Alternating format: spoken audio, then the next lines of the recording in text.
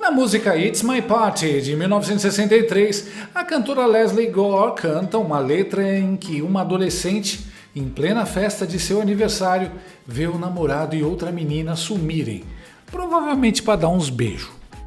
Aí ela, toda emburrada, canta o refrão: é a minha festa e se eu quiser eu choro. It's my party and I'll cry if I want to. Quem poderia cantar essa canção hoje são os togados. A sessão para tentar censurar a internet, que seria a festa do STF, perdeu a graça. Só se fala nos advogados que encararam os ministros e deram um baile de argumentação neles. Sim, um dos convidados da festa, o advogado do Google, deu um nó nos togados e viralizou justamente nas redes sociais que os iluministros tanto odeiam. A festa acabou antes de começar.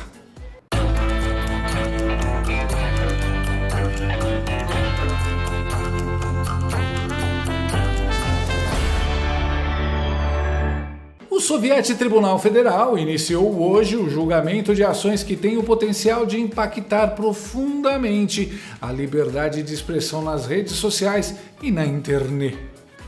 O julgamento envolve 3 processos que estão sob as relatorias dos ministros Dias Toffoli, Luiz Fux e Edson Fachin. O Soviético discutirá temas importantes.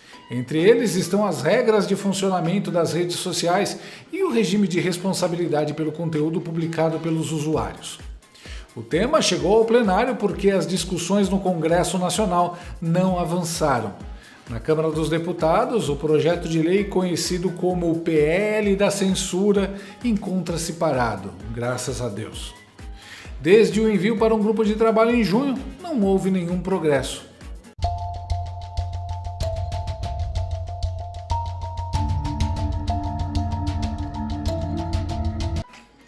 O julgamento se baseia no Marco Civil da Internet, que estabelece que as plataformas só podem ser responsabilizadas por conteúdos de terceiros caso não cumpram decisões judiciais.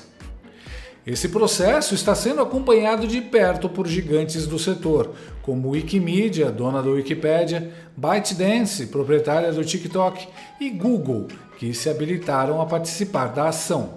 Alguns alienígenas não saibam, mas passaram a aprender. Resumindo, o soviético quer censurar e controlar tudo que postam nas redes porque é só assim que o PT pode sobreviver, como bem observou a Crazy Hoffman. Mas não é fácil disputar as redes sociais do jeito que elas são colocadas, né? Não sei se vocês viram uma entrevista do Felipe Neto que ele diz, olha, eu não concordo muito com a esquerda na sua forma de se comunicar, mas o problema é que a esquerda vai continuar sendo massacrada nas redes se a gente não mudar ou não tiver regulação das redes sociais. Barroso começou o dia dizendo que aguardou demais o Congresso legislar sobre o tema e, como o Congresso não o fez, eles iriam resolver o problema. Ou seja, a paciência acabou. Traduzindo a fala do iluministro, se o Congresso não faz o que o STF quer, então ele assume o papel de Congresso e legisla em seu lugar, mesmo não havendo lei escrita em lugar nenhum que dê ao Supremo amparo legal para fazer isso. Se o Congresso não agiu, é porque a lei do Marco Civil da Internet está ok e não precisa ser alterada. O STF não pode mudar leis ou criar novas leis. Isso é inadmissível. Está invadindo indecentemente o poder legislativo. Por analogia, quando o Supremo demorar anos para julgar um caso, o Congresso então já pode ir lá e decidir por eles, né? Um momento curioso foi quando Xandão se recusou a mencionar o Twitter ao criticar as Big Techs. Retira, cria um novo perfil, ministro Alexandre de Moraes, e fica lá. A plataforma, todas, Facebook, Instagram, eu não vou falar da outra, o Facebook e o Instagram, simplesmente ignoram. É só olhar, dá para ver que não é um perfil. E a dificuldade de você provar que é você é muito mais difícil do que a abertura falsa de um perfil. Então, esse primeiro ponto é muito importante. Desculpa, ministro. Pois é, bem-vindo ao Bananil. Aqui é o Voldemort que não menciona o nome dos outros. O ministro, um juiz que deveria ser imparcial, não consegue esconder o desprezo e sentimentos negativos que que tem por uma das partes do processo, em plena sessão plenária do Supremo. Ou talvez seja medo de citar o nome do Twitter, porque já está prevendo a pancada vindo do amigo do Elon Musk. Aliás, olha que interessante, Xande disse que não tem Facebook nem Instagram. Eu não tenho Instagram, eu não tenho Facebook.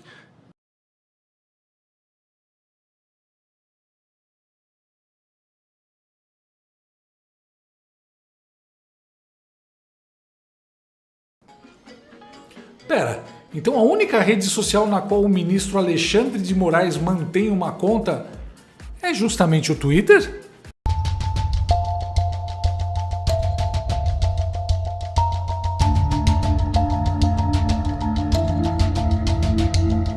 A sessão seguiu sendo aquela pataquada que se esperava, quando eis que de onde menos se espera surge um herói, o advogado do Google. O advogado Eduardo de Mendonça detonou os ministros do Soviete e destruiu os argumentos deles. Todos queremos um ambiente digital melhor, mas todos queremos também que a liberdade de expressão na internet não seja meramente nominal, que aquilo que é controverso e divisivo não seja colocado de lado. E uma passagem acadêmica muito inspirada, o presidente desse tribunal disse que a censura sempre começa com bons propósitos. Ela sempre começa, não só a censura, o cerceamento da liberdade de expressão sempre começa com bons propósitos, mas ele invariavelmente degenera, porque a censura é intrinsecamente aristocrática. Ela parte da premissa de que as pessoas não são capazes de olhar por si, precisam que alguém diga a elas ou esconda delas aquilo que elas não são capazes de assimilar. Se a proteção da democracia exige isso, se a proteção da democracia exigir que se crie todo tipo de incentivo à remoção de conteúdos que são controversos, então talvez no final o que sobre não seja exatamente a democracia liberal como nós a conhecemos. E a democracia liberal que foi a solução do mundo para superar todos os vícios e ciclos de atraso que existiam desde antes da internet, e de autoritarismo, de preconceito, de intolerância que existem desde antes da internet. E quando eu escrevia essa sustentação, eu ficava pensando na imagem daquelas catedrais que estão em reforma, e aí são cobertas com tapumes, não se vê o que está embaixo. Só que um dia você tira os tapumes e você volta a ver. Um sistema que induza a supressão automática crítica do que é controverso seria como colocar tapumes permanentes. E aí, basicamente, as pessoas que observam vão ter que confiar, acreditar que o que está embaixo um dia foi uma grande obra do espírito humano, ainda que não possam mais vê-la. Nós honramos a história desse tribunal, que sempre esteve ao lado da liberdade de expressão em temas muito difíceis, e temos a certeza e esperamos que o caminho da moderação, do aperfeiçoamento, também prevaleça aqui. Muito obrigado pela atenção de Vossas Excelências e eu agradeço. Brabo demais! Eu só discordo dele numa coisa. No caso do STF, Lula e companheiros, não existe essa boa intenção inicial. Existe, desde o início, a intenção de eliminar qualquer pensamento contrário ao interesse do grupo que controla o poder. Será que vão prender o cara por atentado contra a democracia? Atentado contra as instituições? Tentativa de golpe? Ou só o bom e velho crime de falar a verdade? Sim, porque esse advogado deu um baile nesses togados e só falou verdades. Vocês notaram a expressão do Xandão quando o advogado fez sua declaração sobre o sistema? A ação automática crítica do que é controverso seria como colocar tapumes. Na verdade, todos ficaram com uma cara de quem não curtiu muito. É compreensível. Debutante nenhuma gosta de ver, em seu próprio baile, uma convidada chamando mais a atenção do que ela. Mas a verdade é que, apesar das belas falas, os Supremos não estão nem aí. Eles já têm um objetivo muito bem definido: censurar apenas um espectro político em nome do projeto autoritário de poder. São todos comunistas. Seguindo em frente, também foi perfeita a argumentação do advogado do Facebook, quem diria? E quando eu digo perfeita, Eu quero dizer que ele falou o óbvio, mas falar o óbvio hoje em dia é o diferencial. A que ponto chegamos? Para ele, apenas conteúdos com crimes específicos e graves, como exploração sexual infantil, devem ser passíveis de remoção sem ordem judicial. Ele lembra também que fake news e crimes contra a honra são conceitos abertos. As restrições que, porventura, devam ser apreciadas por essa Corte deveriam estar limitadas à mecânica do artigo 21 do mesmo Marco Civil, que prevê a hipótese de notificação e retirada. Mas quando, e essa é a grande questão, não em toda e qualquer situação de notificação recebida. Os serviços das plataformas do Facebook consideram que a moldura, nesse contexto subsidiário, e apenas considerado a título de argumentação, deveriam levar em consideração as seguintes hipóteses: exploração sexual infantil, terrorismo, tal como definido no artigo 20 da Lei 13.260 de 2016, racismo, abolição violenta ao Estado de Direito e golpe de Estado. E por que não mais do que isso? Porque conceitos abertos, senhor presidente, senhora ministra, senhores ministros, como fake news, desinformação, crimes contra a honra ou postagens manifestamente ilegais incentivariam remoções excessivas e levariam, aí sim, a uma judicialização massiva para assegurar a publicação de conteúdos com tais características. E essa Corte, eu não preciso descrever, basta mencionar, tem uma fartíssima jurisprudência de repugnância à censura e de preservação da liberdade de expressão. De sorte que, confortado por esses precedentes, encoraja-se o Facebook Brasil, por minha voz, a pedir a vossas excelências o provimento do recurso extraordinário e a declaração de constitucionalidade do artigo 19 do Marco Civil. Olha o argumento do STF. Exigir ordem judicial para remover conteúdo da internet é inconstitucional. Isso é um hospício jurídico. Ah, mas tem que incluir memes de ovo e cabeça de piroca e memes do Lula ladrão na categoria de posts hediondos, senão os togados vão surtar. O advogado do Facebook diz o óbvio que qualquer um entende, mas os olimpianos já decidiram e isso é só um teatro para dar ar de legitimidade. Obviamente vão ignorar tudo o que for dito nessa audiência. O comportamento do Xandão e seus pares já indica isso. Ah, que comportamento? Presta atenção nessa conversa entre o advogado do Facebook e o Barroso, com uma participação muito especial de Xandildo. Isso é um debate em boa fé, em busca dos fatos mesmo. Vossa Excelência, Vossa Senhoria fique até onde tranquilo, Exato. Não até é uma inquirição. Ainda. Me sentiria... Ainda. A risada é aquela do tipo, cuidado, pode perder, mané. Inaceitável, chacota e confronto numa situação em que não existe hierarquia.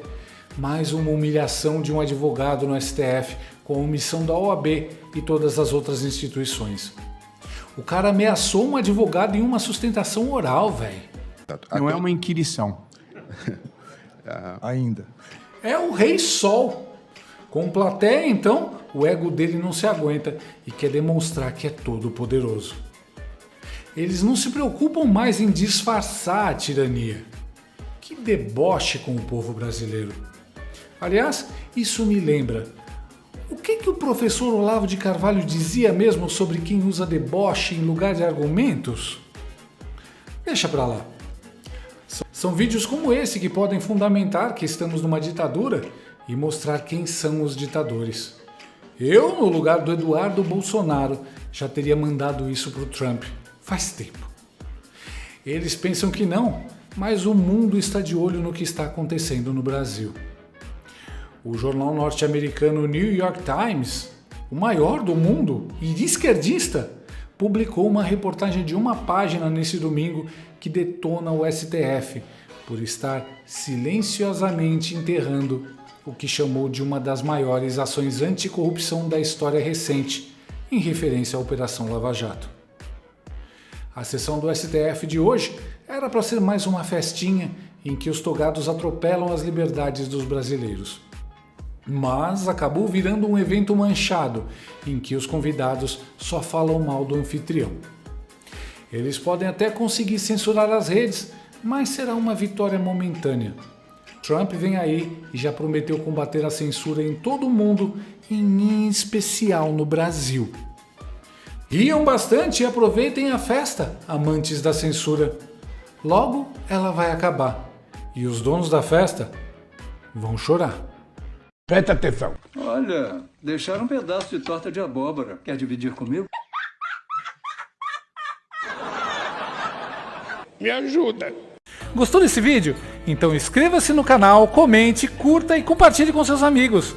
Não gostou? Compartilhe com seus inimigos. Até o próximo vídeo, se o mundo não acabar antes. Por hoje é só.